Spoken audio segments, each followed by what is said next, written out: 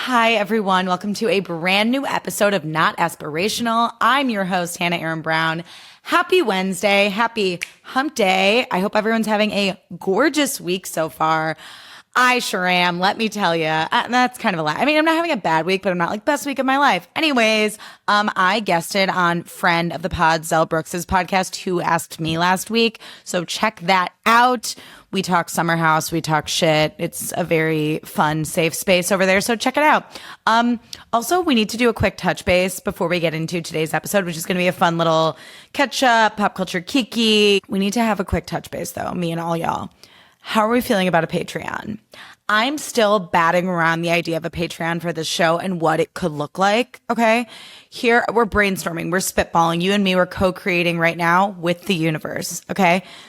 One idea I had was like I could recap something that's currently airing, like a Ladies of London or a Real Housewives of Rhode Island. The thing with that is, I mean, I'm loving Ladies of London, but it's like, we don't know how much we love these shows yet. And like, what if like they hit a point where we don't enjoy them anymore, and then it's like we're on this ride together and I have to keep going, and you guys are like, these episodes suck and I don't want to pay for them, and I'm like, these episodes suck and I don't want to record them. Like, that concerns me. So it's like, do we do something that's currently airing because that's fun, we're all experiencing it together for the first time, or do we go back and recap something that we're all familiar with and we all love, like early Vanderpump Rules, early Summer House, early Ladies of London, something of that nature? Realistically, bandwidth-wise, because I still do work full-time for some unfortunate reason, I can probably only commit to like 1 to 2 bonus episodes a month, okay? At least at this stage in my life, in the game, okay? So it's like, do we want those to be 2 recap episodes? Or is it like 1 recap episode and 1 where I just have a random friend on and we talk shit about whatever's going on with the safety and comfort of a paywall?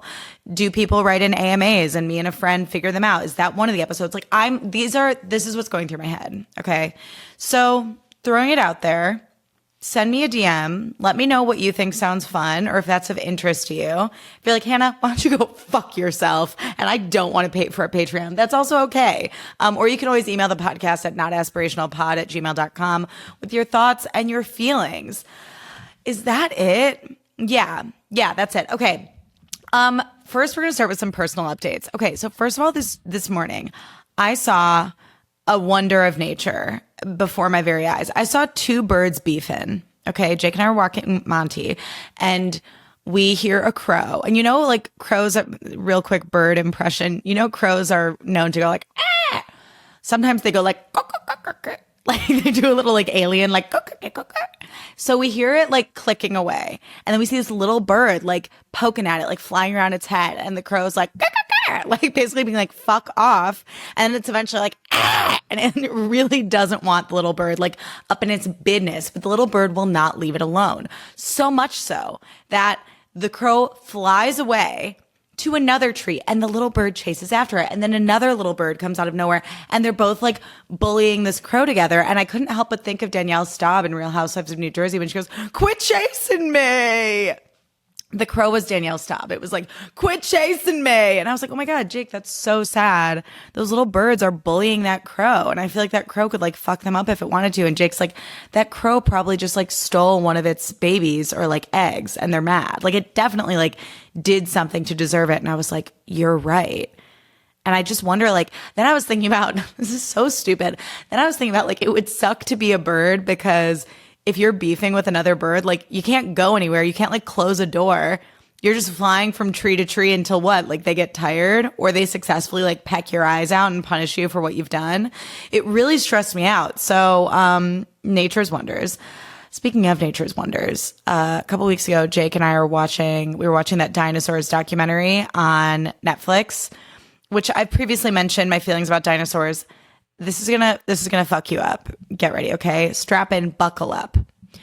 Can't remember how much I've talked about on the pod. I don't think I have because this was just a couple weeks ago. But like watching that dinosaurs documentary on Netflix, that docu-series, if you will, really just shows like how much happened before we were even here. Like this is all such a blip in the grand scheme of like the time and the existence of this planet. And dinosaurs were running shit for years, like hundreds of millions of years. And what's crazy is a brontosaurus, the tall ones with the long neck, started out as the size of a pony. Okay, a pony. They were so cute, so little. And there was a pterodactyl as tall as a fucking giraffe. Yeah, as tall as a giraffe that would land on their little island that all the little pony brontosaurs were living on and would eat them. Okay, so I don't know. I don't know if I have the like mental, emotional fortitude to finish that docuseries because when I saw that there was a bird the size of a giraffe killing cute little pony-sized brontosauruses, I said, I don't know that I can do this. I'm out. So we watched it a couple weeks ago and we haven't finished, and I don't know that I'll be willing to revisit. Another life update. I'm low-key coming off of like a perfect weekend. Okay, walk with me. Friday night, I went to a friend of the pod, Tess Belomo's house to watch the Laguna Beach reunion. We ate Goop Kitchen. We drank wine. We ate Jenny's ice cream. We watched it. I didn't know what to expect out of this Laguna Beach reunion that was on the Roku channel, okay? Given that it was such a juggernaut in the early 2000s as a TV show, such a cultural moment, I was like, Roku? Like, we couldn't have gone with like Paramount Plus, where MTV has all the shows? Like, I was a little confused. But it was honestly great. I mean, there were parts where I was like, it left something to be desired. Love Casey Wilson as a person, thought she was an incredibly random choice for the host. I was like, interesting. Like, I can just think of other millennial hosting personalities that maybe would have been a better fit. Low-key, it seemed like she didn't even know why she was doing it. But what I did really enjoy was they did these little like insert scenes where they were all like hanging out in Laguna, and there was a clip of Trey and Steven skateboarding down the street in Laguna, and then they went to the Surf and Sport, and Steven Coletti gets behind the counter and the phone rings and he picks it up and goes, Surf and Sport. And he's like, yeah, we do surf lessons.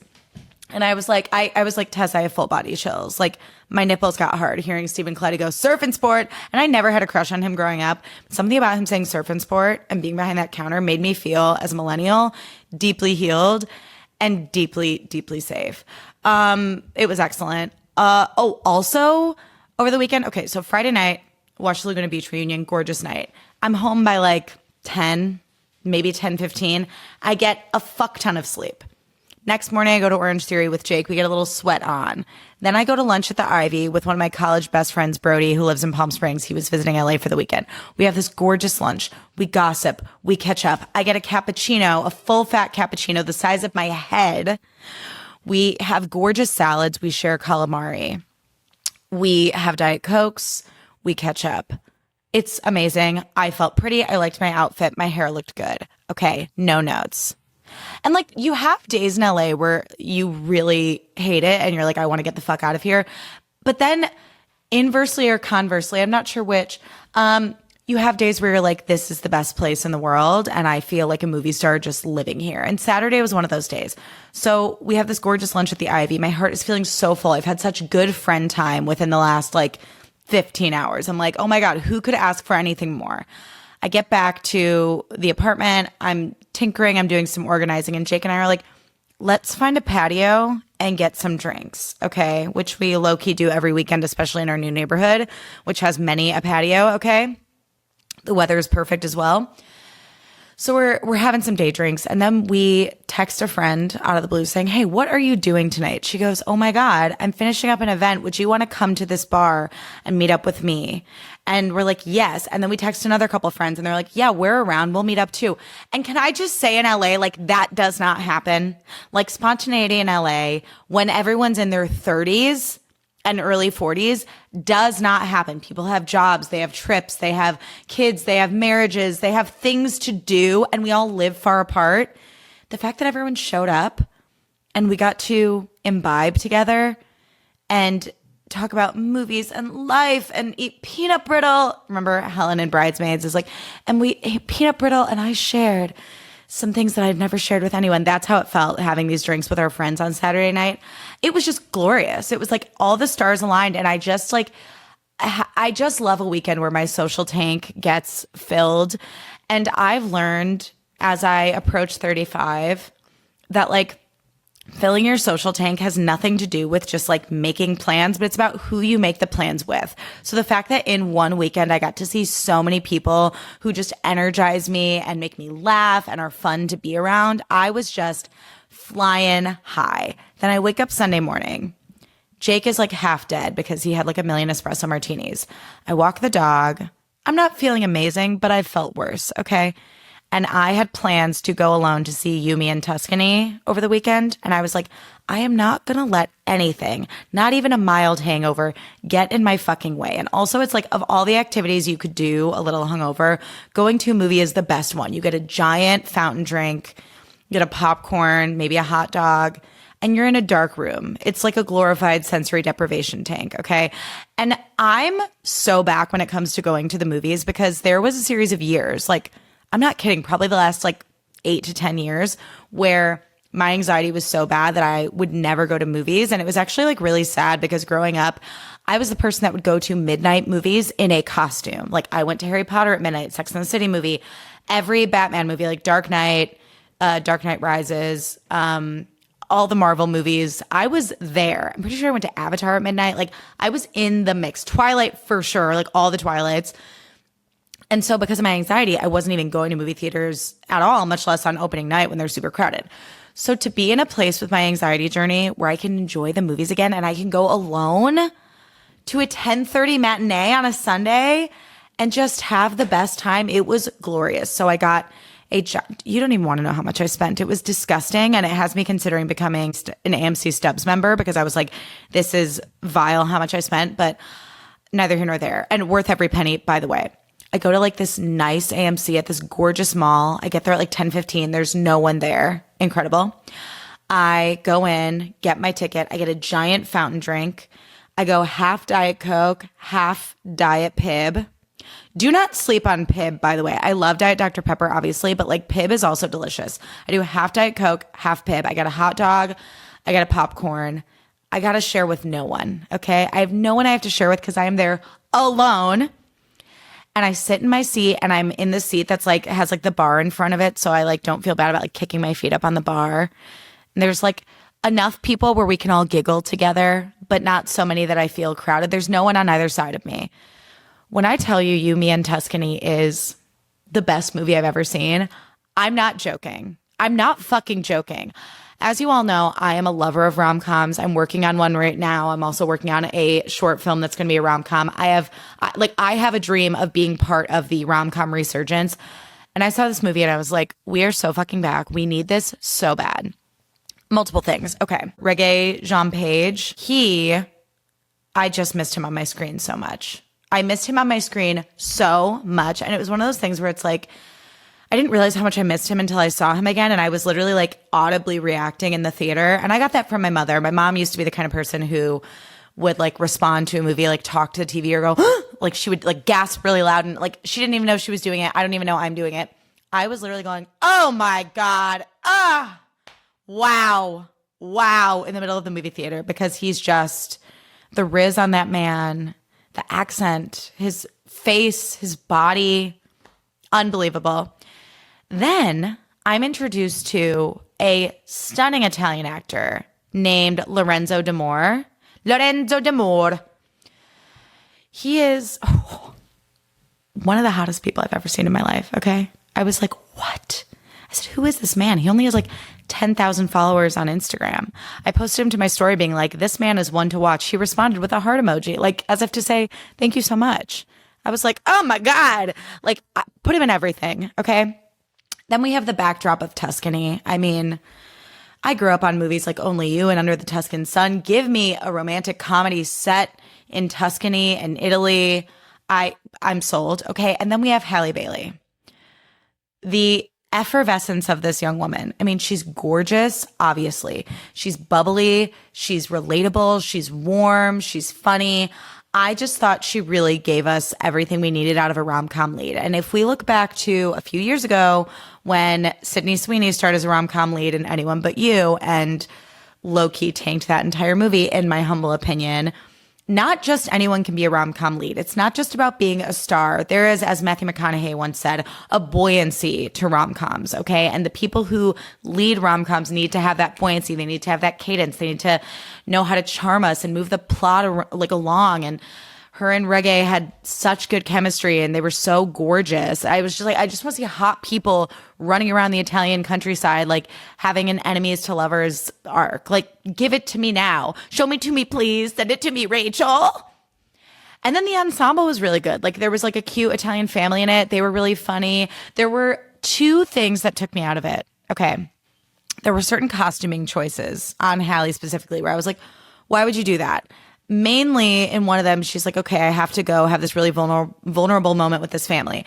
And she's wearing this top with her boobs like fully out. And I was like, she looked like super hot, obviously. But I was like, if I'm already feeling nervous about something and I have to go talk to like these old people and like an Italian family about like something I did wrong, I'm not going to feel safe enough to have my tits out. Like I'm going to be like, you know, in a cardigan or something.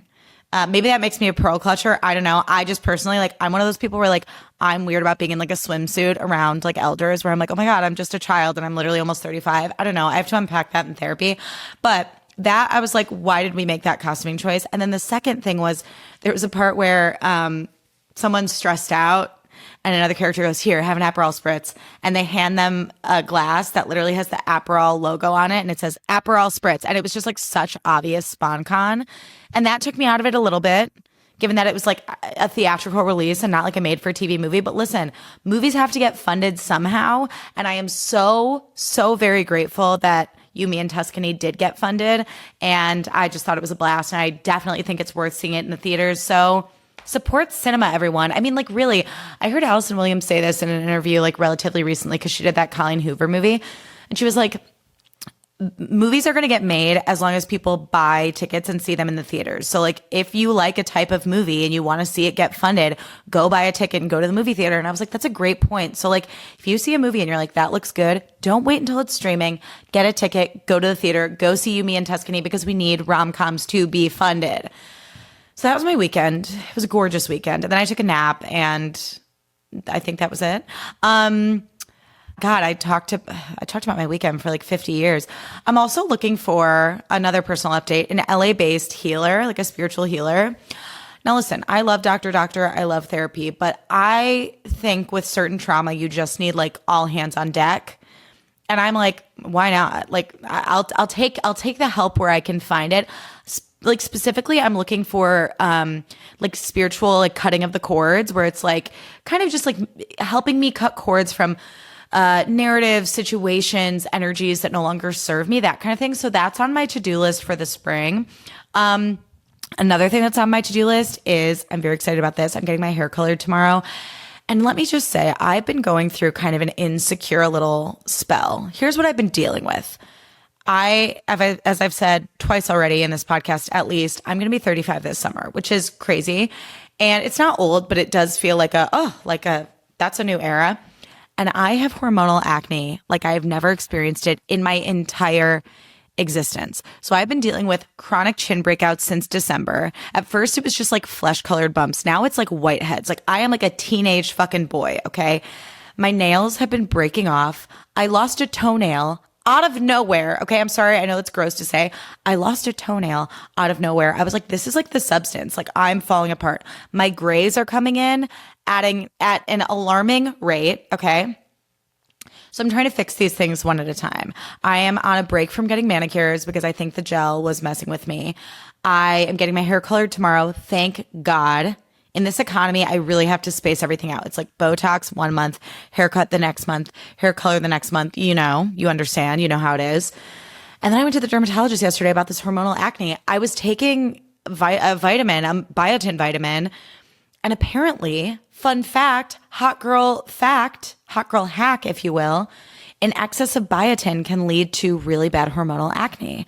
So if you're on Nutrafol for your nails or your hair or whatever, or you're taking some sort of multi that has a lot of biotin in it, tread lightly. Like if you have acne on your chin, reconsider, it could be the biotin. I was prescribed tretinoin, which I'm actually really excited about because it's like soup. I've never had like medical grade retinol, and it's super good for like anti-aging as well as acne. So I'm like, let's fucking go. And then I have like basically like Differin gel for like to spot treat my pimples. But like, isn't it so weird when you find yourself in your 30s and you're like, like, yes, I'm older and wiser. So why am I now dealing with changes in my body that I don't understand? And that's just womanhood, y'all. Like, we're going to be going through this until the day we die. And isn't that just annoying? That's just so fucking annoying. And now with all that said, if I may continue to complain for a little bit about how I never feel hot enough, I also hate my entire wardrobe, which I think I've been saying for the last like month. But again, in this economy, I can't fix everything overnight. Rome was not built in a day. But I'm at a point where I know my Kibbe body type. That's spelled Kibbe. If you want to look it up, Kibbe body type, which tells you like what silhouettes look good on you, which is really helpful. If you feel like you're in a fashion rut and you're like, why don't I feel cute in this top? Kibbe body types are helpful. And I know my color season, I think. I do want to pay a professional to like really tell me like this is something that I can't rely on like a TikTok filter for. Like I really want to know before I buy new clothes. So that's kind of the hold up there. But like I hate my whole wardrobe, and I'm realizing that armed with the knowledge of my Kibbe body type and my color season, I still struggle to get new clothes. And it's because I'm one of those weird people that can justify spending money on an experience like no fucking problem. Concert tickets, dinner, drinks, coffee, whatever, fine. When it comes to clothes, I get so overwhelmed by the amount of choices. And because I have this like financial block around spending money on clothes, I'm also worried about picking clothes and actually pulling the trigger on them and like ordering them because I'm nervous that that will be the wrong choice. And if it's the wrong choice, I'm like, A, I don't like dealing with returns. And B, if I buy new clothes being like, okay, I think I know what I need because of my Kibbe body type and my color season, and then that comes in and it still doesn't make me feel good, I'm going to crash out. I'm going to be like, okay, well then I guess I'm just ugly. I guess I'm just hard to dress because why don't I feel good in anything? You know what I mean? So I'm trying to clean out my closet before I can buy anything new. And I'm also trying to be a sustainable queen and like find the time and patience to go thrifting. But wow, Bethany, wow. I just feel like I'm in this transitional phase of like taking care of my body, recalibrating. I got like all this blood work done last week to be like, what the fuck is going on with my hormones? Cutting spiritual and energetic cords, getting a new wardrobe. I really do feel like I'm stepping into a new era of life. And if you feel that way too, join me in this feeling of what the fuck, but also excitement and being like, I feel as though answers are around the corner. And even though it's scared to order new clothes, dye your hair a new color, figure out what the fuck is going on with your hormones, it is necessary to feeling like our hottest, best selves. And we are on this journey together. Speaking of journeys, I'm on a fitness journey. I mean, honestly, always. But when I tell you, I have got into a groove with my workouts where I am feeling very strong.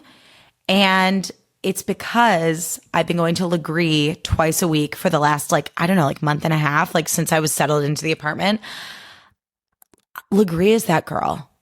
There was so much Lagree propaganda on my TikTok, and I was like, oh my God, like grow up. Like, how amazing can it be? No. Lagree is amazing. Okay, if you've never heard of Lagree, let me give you a quick just rundown. Lagree is a strength exercise, like a type of exercise that borrows principles from Pilates and strength training. And it was started by a man named Sebastian Lagree. And you do the workouts on a super wide reformer called the Megaformer. And the technique is you do movements very, very slowly. Okay, so you are targeting your muscles so deeply, and it is such a profound type of pain and burnout that like it's like nothing I've ever experienced, and it's so hard. And the way the classes are run is like it's very quiet. Like no one is groaning, no one is like oh when it's hard. Like it's like a dance class. Like everyone's just quietly suffering. The teacher doesn't give you breaks. You have to decide when you have to shake it out or take a break.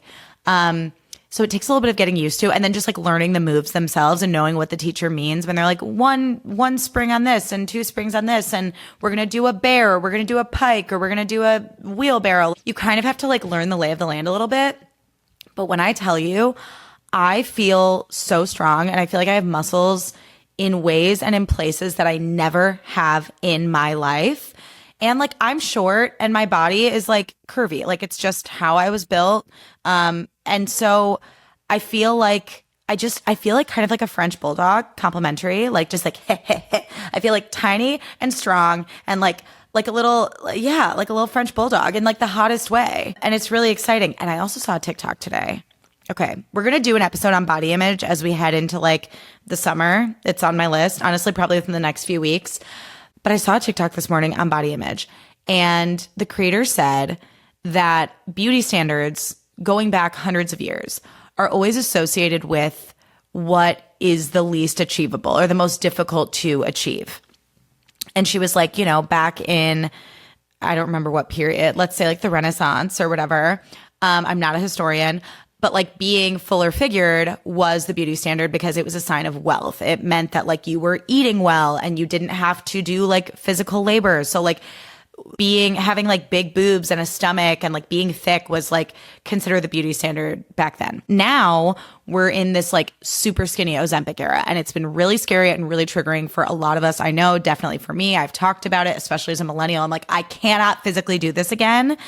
But this creator said something that I was really excited about, which was she's like, I think the next beauty trend based on this like, you know, cycle is going to be really strong, muscular people because Ozempic is becoming more readily available. And being muscular is not something you can just do with a shot. Like you have to, it takes discipline, it takes hard work, it takes focus, and that's going to be the aspirational thing. And with that said, I was like, sign me the fuck up because I am out here fighting for my life at Orange Theory and Lagree. By the way, in case anyone's wondering like what my quote workout split is, like what I've been doing that makes me feel so hot, here's the deal. Here's what I've been doing.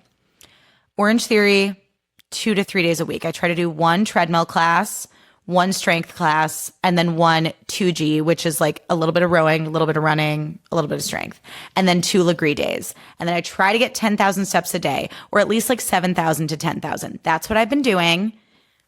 And then I eat healthy most of the time. And then when I don't care, I actively don't care. And I love to drink. And I always say my like split, or I recently started saying that my like lifestyle split is I'm Yolanda Hadid, Yolanda Foster, whatever. I'm Yolanda like Monday through Thursday or like sometimes Sunday through Wednesday, depending on the week. And then I'm Brandy Glanville the other half of the week. So like Brandy Glanville typically like Thursday through Sunday or Thursday through Saturday, depending on the week. So that's what I've been doing. And I'm feeling super hot.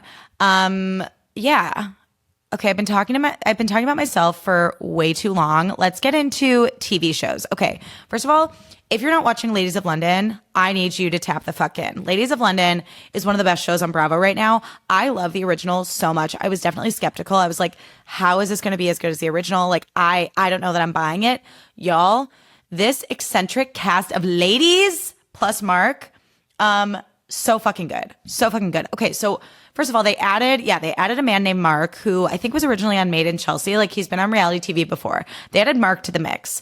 I love this man. He is such a bitchy British man. We needed him so much. I just think his whole energy and how aspirational he is and his like quick-witted comebacks are like so necessary. Also in the Kimi versus Missy argument. Okay, so Missy, like I heard that Missy has like engaged with Epstein before and that like really scares me and like they were like lovers, which is like extremely dark. Okay. But I can't, that aside, I already like can't really connect with Missy. And I'm sorry, hot take, controversial. I connect with Kimi. Like, I'm sorry. Like, okay, there was an episode where Missy was talking about a horrific thing that happened to her family. Her brother got murdered. It was like absolutely horrible. And Kimi was like a huge bitch about it and was like, why is she trauma dumping on us at this lunch? Like, that's so weird. And then she sort of like started the trend of like everyone else started trauma dumping on everyone at the lunch and bringing up like these tragic backstories when it initially was just this sort of like, let's go around and like say something about ourselves. And everyone was like, Kimi, you're such a bitch for that. Because Kimi was basically like, why do we have to do this? Like, why do we have to do this?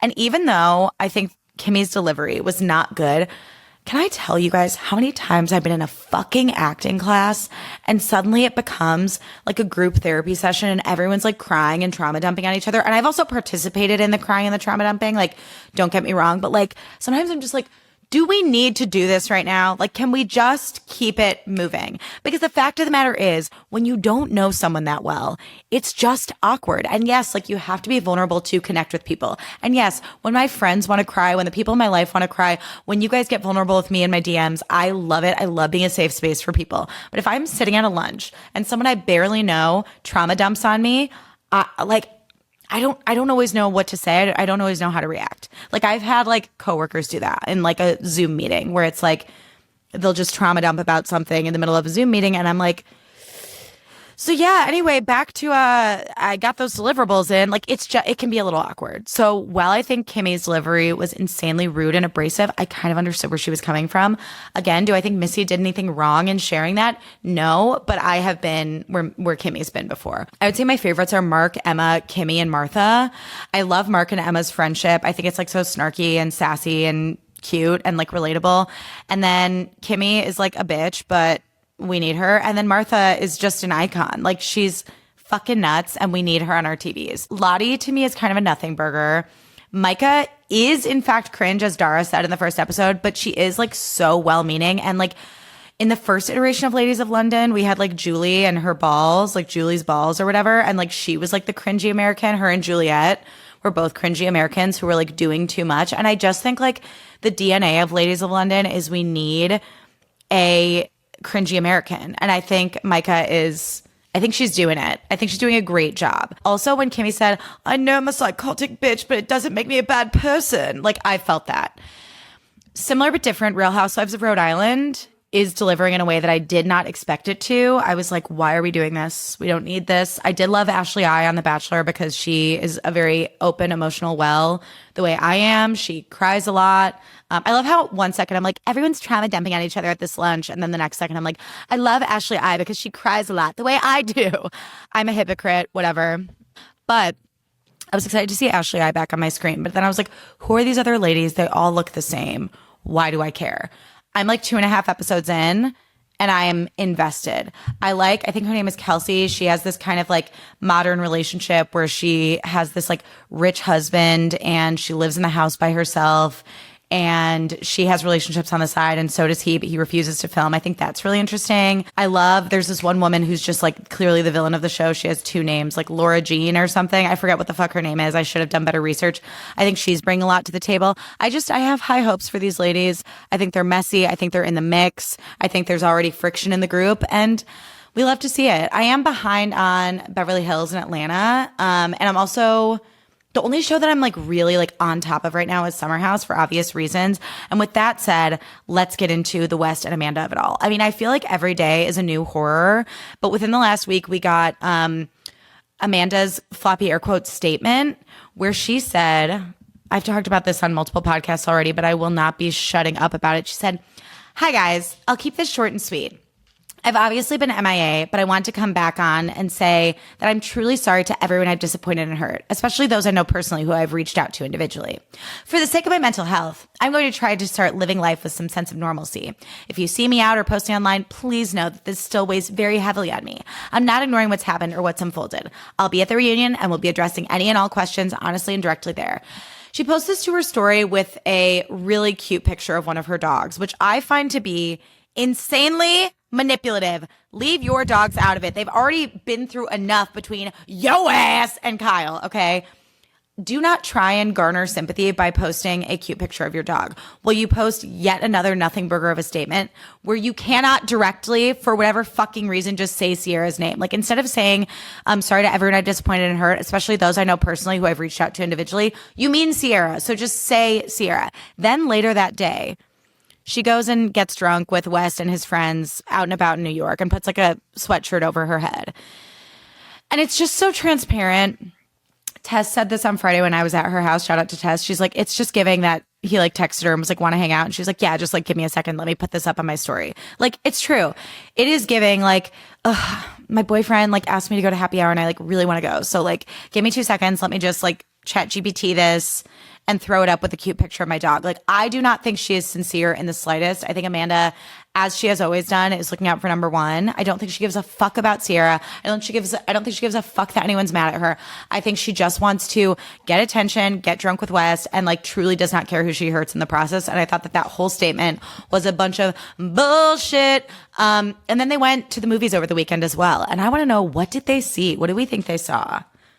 They definitely didn't see Yumi and Tuscany because they don't have that kind of taste, okay? They don't have the taste or the elegance to appreciate a fucking rom-com. I can say that right now. I could see them seeing like Project Hail Mary, which like no shade to that movie. I actually do want to see it. But I could just see her being like, yeah, babe, I want to see the new Ryan Gosling movie too. And West is like, you know, he like sees himself in Ryan Gosling and is like, I'm just like him. And it's like, babe, you could never be in the same stratosphere as Ryan Gosling, okay? Also, Nick Viall was, I guess, behind a paywall being like, for sure, this is like all ego. Like, I think it's an ego thing for her. And I basically like shitting on Sierra and then defending West and Amanda. And I'm like, fuck right off. In the immortal words of Carlton from Real Housewives of Beverly Hills, really? Really? I'm just like, leave it to Nick to have the worst take and the most, pun intended, vile take he could possibly have. There's also rumors about the reunion that everyone's going to be doing these like one-on-ones with Andy, like filming individually. And I was like, if that is the case, I will riot. I will have a mental breakdown because I'm like, Wes and Amanda need to face this entire group head on and be raked across the coals the way Tom and Raquel were. And I will not settle for anything fucking less. Okay. I really hope that's just a rumor. I will be so upset if there ends up being any truth to it. But that is the latest that I have on Wes and Amanda. And honestly, y'all, like, while I will continue to like watch the show and soak up everything on social media, I hit a wall with being like a boots on the ground reporter. And I just want to shout out like every Bravo account and Bravo podcast out there because it could never be me long term. Like, I was so exhausted and I barely played a role in like reporting any of this. I hit it hard that first week and then I said, I'm out. Stick a fork in me. I'm fucking done. Now, what I do want to talk about, what I'm not done with, petty internet drama that I am not done with, is the Alex Cooper versus Alix Earle drama. So in case you're not up to date, Alix Earle has been passive-aggressively posting TikTok or reposting TikToks, calling Alex Cooper like an ambulance chaser, basically saying she cashes in on women's trauma and women who are like falling apart and like need help. And she profits off of them and doesn't like really give a fuck about anyone but herself. And she's not a great person in so many words. So Alix Earle's been reposting these. And there's been like rumors for years that there was beef between those two. Like on Demois, who like Demois is wrong a lot of the time and also kind of annoying. So everyone's like, whatever. We don't know what's true. We don't know what's not. But there's been tons of speculation. Well, a couple of days ago, Alex Cooper, after Coachella weekend, I think this was on Sunday, don't quote me on that, makes a video being like, Alex, listen, I'm really tired of you passive aggressively reposting things about me. And I'm really tired of the tags. I see the tags. I see the comments. I got nothing to hide. So if you have something you want to say to me, just say it. And someone in her comments was like, this is so Dave Portnoy of you, which I agree. And then Alix Earle reposts that video of Alex Cooper's and comments, okay, on it. So Alix Earle is allegedly, supposedly, going to go public with what her beef with Alex Cooper is. I was on a group chat with some gal pals today talking about it. One of my friends was like, who would you rather go into business with, Alix Earle or Alex Cooper? And I was like, I think Alix Earle, because while Alix Earle is like extremely powerful and has a ton of influence, and like if I were to go into business with her, I would have less power in that situation for obvious reasons. Alex Cooper has so much bad blood with people she's gone into business with in the past that it's like she's a walking red flag in my opinion. I think, like Amanda Batula, I don't think Alex Cooper gives a shit about anyone but herself. And I think she will lean into friendships for the sake of like branding, for the sake of clicks, for the sake of her own business. But I don't think she actually conducts her business with morality at the forefront. And who knows if Alix Earle does, but like I have no evidence to believe that she doesn't at this point in her career. So I would definitely go into business with Alix Earle if given the choice. But I'm so interested to see what she says, because I obviously like Alix Earle had a podcast on the Unwell Network a few years ago. She was actually the first, I believe, like the first big podcast that Alex Cooper took on before she took on like Harry Jowsey and a bunch of other creators. And so she kind of gave Unwell like legitimacy really, really early on, and then eventually left. And that's when everyone was like, oh my God, are they beefing? Why did she leave? Blah, blah, blah, blah. And there was a lot of speculation that when Alex Cooper sort of brought Alix Earle on, the point was that Alix Earle was sort of going to step into Alex Cooper's shoes as sort of the young hot mess. I mean, her podcast was called Hot Mess, like the young hot mess who was going to have all these salacious stories about the blowjobs she was giving and the drinks she was drinking, etc. And I think Alix Earle, like at that time, was in a relationship with Braxton, and also just like, yes, parties, but wasn't in a place to like make that her entire brand. I think she was kind of more, especially given how young she was, I got to give her props. Like, I think she was more careful with like the brand she was building and what she was going to put out there. And if she wanted to continue with this sort of party girl image and continue to like amplify it. And so I could see there being some friction there of like Alex Cooper hired Alix Earle for this one reason, and Alix Earle isn't, quote, rising to the occasion the way Alex Cooper would want her to. And then of course, with that kind of money involved, like who the fuck knows? I also have heard rumors that like Unwell does not pay creators as much as they should. So that could have been part of it. But who the fuck knows? I'm excited to watch this hot girl feud unfold. I mean, it is like watching two popular girls from like neighboring high schools just like go at it over homecoming weekend. And I am fucking in. Consider me clocked the fuck in and invested. Let's get into Hannah's Hot Girl Corner for the week. So some things that I'm really into right now are the Skims fold over yoga pants. Something about, okay, so I got a pair of their yoga pants for the holidays, and they had like a fun like holiday pattern on them. And I've really been wanting to get a neutral pair because something about that cotton makes me feel so sexy. And the way that, this is not sponsored by the way, the way the waistband folds over is truly like none other. Like it hits me at the part of my stomach that I'm the most self-conscious about and makes me feel so fucking snatched. I've been thinking about getting a pair of those pants in a neutral color for months because I keep like wanting to wear my Christmas ones. And I'm like, I'm not the kind of person who's going to wear Christmas pants in April, mainly because I'm not like a chaotic girl in high school. But yeah, they're really good pants. Like, I'm sorry to say, they're really fucking good pants. And also Skims, if you do want to pay me and collab, run an ad, whatever, you let me know, girlies. Now, similar vein, I think cropped kick flare pants for spring are so cute, both for your workout wardrobe, for working from home. You can dress them up, dress them down. Basically, it's like a flared yoga pant that folds over, but like cropped. So hits you about like mid-calf, mid-shin.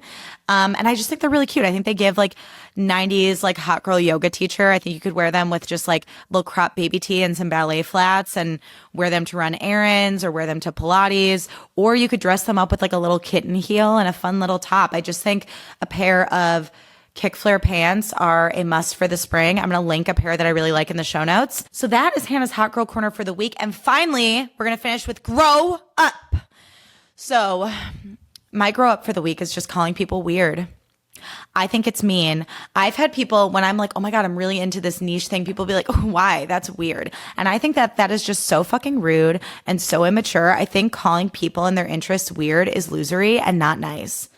Someone can have an unconventional interest, but in my mind, being jazzed about something, anything in this world, is sexy energy. When someone is just so hyped and excited about something, I think that is such magnetic, sexy energy. And I think to call someone weird for being excited and having a passion is losery and rude. And I think you should grow up. Well, that's all I got for you for this week. Thank you all so much for listening. If you don't follow me already, follow me at Hannah Erin Brown on social. Follow me on TikTok, Instagram. You can watch whole podcast episodes on YouTube. So again, check me out on Who Asked Me, wherever you get your podcasts. If you want to hear more of my thoughts on Summer House. If you love this show, leave it a rating and a review, share with a friend, subscribe and comment on YouTube, leave a comment on Spotify. Thank you so much. Like, I see your comments, I see your reviews, I see your DMs. They mean the world to me. So thank you so much for being here, for hanging out with me, and for listening. That's all for me. Thank you all so much for listening, and I'll see you soon. Bye.